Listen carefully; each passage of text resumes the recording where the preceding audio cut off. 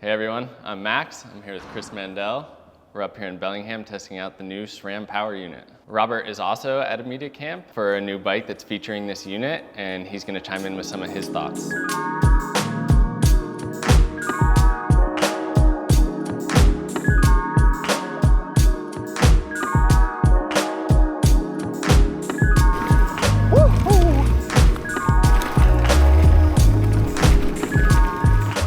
This is something we're pretty excited about, SRAM entering the eMTB complete space. So we'll have a motor, and I think for us, what we really stayed focused on is what the rider's needs were. And it's getting on your bike and just having a seamless experience, getting up trails, getting down trails, being able to be in the mode that you need to be in, and being able to be in the gear that you want to be in, either with coast shift or with auto shift. Yeah, it's definitely, the bars were a lot more clutter-free than a lot of other e-bikes I've been on, like just using those wireless remotes and like the pods. You don't have as many wires, you don't have like all the displays, you just have the little SRAM display right there in the top tube, and then other than that, like it looks like a normal cockpit. And it's like even cleaner with the wireless shifting and everything. Yeah, so we use the wire access protocol and our pod controllers that we introduced with transmission. So your interface to the motor and how you switch between modes is just the pods as they would be with standard transmission. Right. And you know, not only is that visually clean, but in terms of you as a rider interfacing with it on the trail, it's also really clean. So you can be in the mode that you want to be in the gear that you want to be in, when you want to be there without having to think about it. And so you have the one pod that's controlling your shifting, and then the other one is dropper and your mode, which you only have two modes. Can you speak a little bit on that left shifter and just like the different button layouts and stuff? Yeah. So the left pod is what allows you to control your dropper post, but it also is what, at least in the stock configuration, you can change this around, allows you to switch between our two modes, which are range and rally. I think you can infer what we're getting at with those two modes. Rally really is a power mode that's going to allow you to climb the most aggressive sections of trail. It's going to use more battery, obviously, because it's trying to get you up the most aggressive things you want to try, like your dreams of making it up a climb. Yeah. And then range is for when you're looking to be more conservative with your battery usage and get further, have more range with the system. And we really did see, as we looked out into the space of eMTBs and what is currently available on the market, is there is a ton of options. It's like walking into the cereal aisle and getting paralyzed and not knowing what to select out there. And so for us, that binary of being like, I either need to have a lot of range and get myself to where I'm going and get back, or I'm just looking to rally around the trails, was like a really clear space for us to come into and say, like, everything we're trying to do here is to connect with the rider and get the rider to connect with the trail more quickly. Yeah. And the more barriers we can knock down in that space, the better off we're going to be. So that's what pointed us in the direction of just having range and rally. We as riders are trying to connect to the trail, and I think SRAM has seen that in, like, people want to be able to shift under load, and that's what we're doing. That's what we're offering with transmission.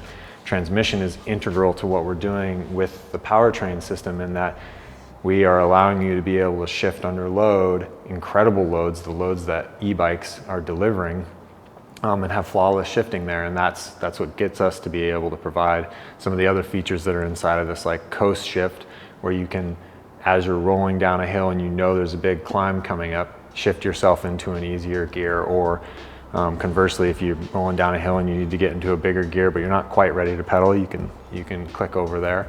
As well as auto shift, which is a system that allows the algorithm to take over the shifting for you, so that most of the time you don't have to give any input to the shift. It just gets you into the gear that you need to be in for the speed you're giving or the cadence that you've selected for the system.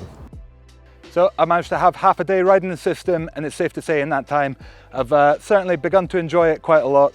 The auto shift is definitely something that I think we're going to see more of in the future, and it's really promising technology, but it's not been perfect for me. I definitely found that when you hit a big change in gradient, so whether that be on a descent and then a steep pitch of climb that comes out of the blue, or vice versa, if you finish a climb and you quickly drop into a descent, I have found that the system can be a little bit slow to react regardless of the setting that I've had it in to that change. So I've had to then kind of adapt my riding style, not to totally switch off and completely forget about the gears, but to identify if I'm either, you know, if I've got a consistent climb or a consistent descent, then I can forget about it and just pedal whenever I think I need to. And it has proved to be in the right gear most of the time. But if there's an extreme change, then you do need to kick in and kind of tell it that. And you can shift a few times before you hit that and get into the right gear and then be on your way. Alrighty. New SRAM motor, lots to talk about here. Just on a mellow road climb just now, and in the mid setting, in the rally mode, so should be giving me plenty of go. If I'm honest, at the moment cadence starting to feel quite hard, quite slow, and like I'm having to put in a lot of force to get anything out of the motor. Interesting to see how it goes when it pitches up a little bit. So the road is pitching up, it's popped me down a few gears. It seems to feel like as the gradient increases, the cadence that it wants you to pedal at goes up a little bit as well.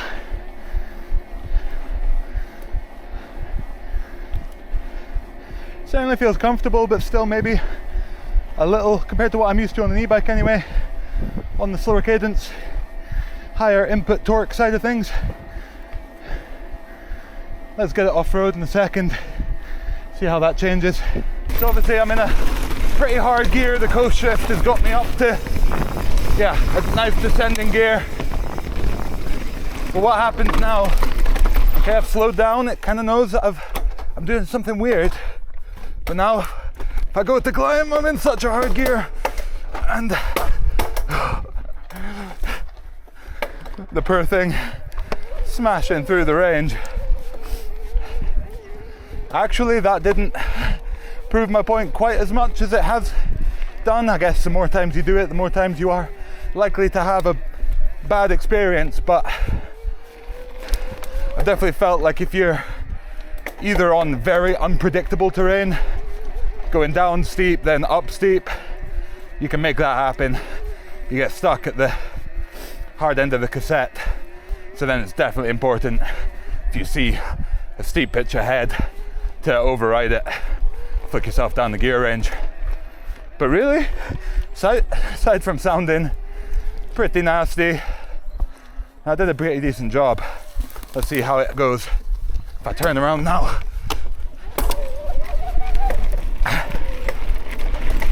Yeah, I guess for a non-race scenario, that's not bad. Obviously you're going to be quicker to get into the right gear if you do it yourself, knowing that you've got a descent coming up, but yeah, that works. Not mad about that. Woo-hoo!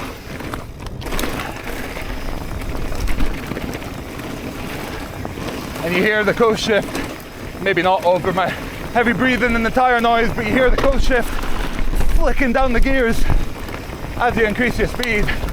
Now if I go to pedal, having not touched the shifter, all trail, I'm in about the right gear. It can't read the terrain ahead of you, you know, not yet anyway, and I think that is one thing that, yeah, certainly you just get used to that, you figure out how to get the best out of the system, and then it works really, really well. So I've been really impressed. It is very similar to that Specialized motor in how you feel both in terms of the power. It's got really nice assistance, really kind of matches your input to it very well. It's quite reactive, and it also has a lot of low-end grunt, so it can get you up some pretty damn steep stuff comfortably and with a nice level of control as well, even when it is putting out some high torque values. But the noise is a little bit different. It's certainly a little bit louder, but on a lower frequency, a lower tone. So to me, it's quite a nice noise. It's not quite so whiny and irritating, I guess, but it's definitely there and notable. So yeah, whether that's to your liking or not, I'm not sure. But certainly it doesn't seem like a bad system at all to me. Overall, I've been quite impressed, and I'm very excited to get a little bit more time on this system in the future for a long-term review, so stay tuned for that. But for now, let's go back to Max. Yeah, so range and rally are both adjustable inside the app.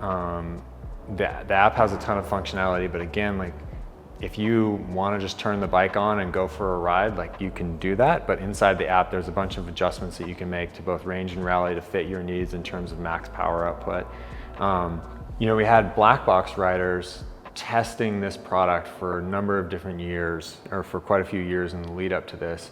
And those riders were integral into doing the power mapping for how much power the motor was going to produce at a given place at a given time for cadences. And that feedback loop was really quick to our engineers in Germany and really allowed us to create a software package that lays on top of the motor and allows us to have a really natural ride feel that keeps the rider applying power and traction on the trail. And I think one of the things you find when you ride this bike is you're able to make more climbs than not, simply because of how we're delivering power in those circumstances. Yeah, it felt very consistent. Yeah, can you speak to, so this is a Brose motor, which is also found in the Specialized Levo. Some people have had issues with that, some people haven't, but you said that SRAM has made software and hardware changes to first make it like SRAM's own, but yeah, how have you changed it to like answer like the problems that people were having with those motors? Yeah, so you know, I think we have worked really hard. I can't speak to the specific tweaks that we've made in that space, but I can say we've worked really hard with Brose, and they're an extremely reliable supplier to make sure that the motor is very robust and the overall system is very robust. So we're really happy with what they've come to, what they're bringing to market with us in that regard. And we're really happy to have them with a partner, and we feel like riders are going to be happy with the reliability and the power performance that they're going to have with this product. And we also know that the end user having that full system and the ability to access all of the warranty and service resources that we bring to the table is going to create a better experience for those riders. Awesome. Cool. Well, looking forward to spending more time on the unit. Yeah.